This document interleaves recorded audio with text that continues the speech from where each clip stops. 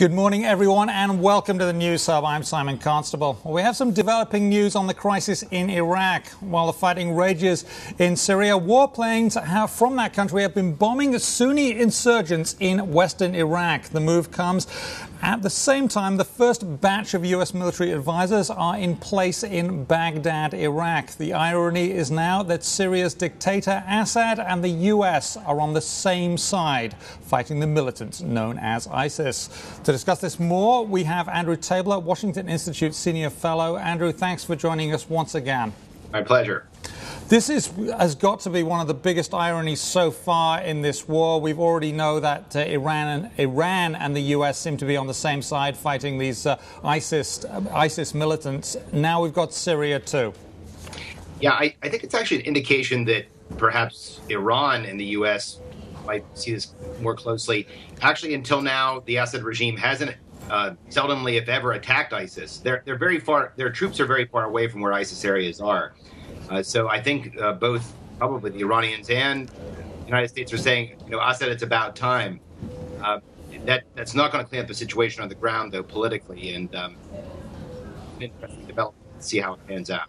And Andrew, why is it important to Syria to fight these militants in any way? They've got an entire civil war going on within its own borders, and I realize the borders are somewhat loose. It's not kind of like some of the European countries where there are sort of very defined borders. But why would it benefit him to do this?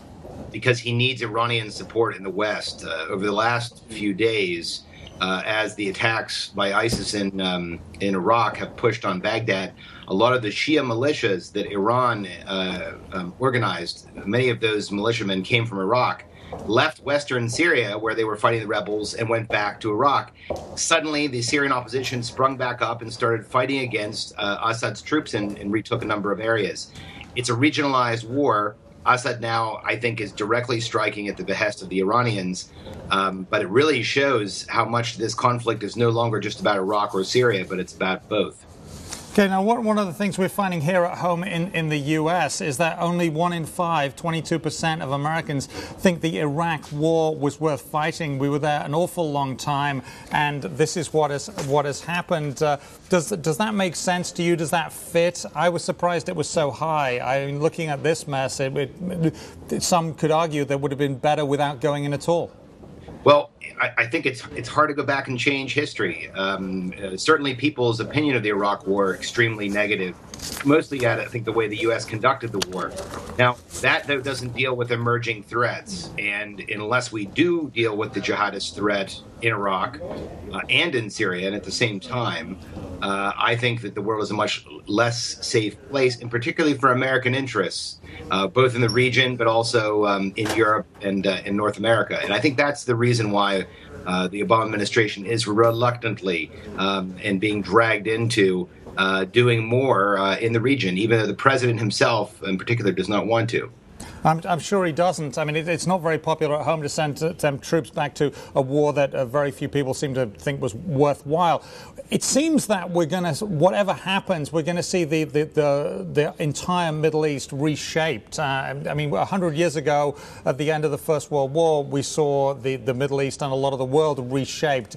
How do you think this is going to play out? Are we going to defeat the attempted caliphate? Where does it go?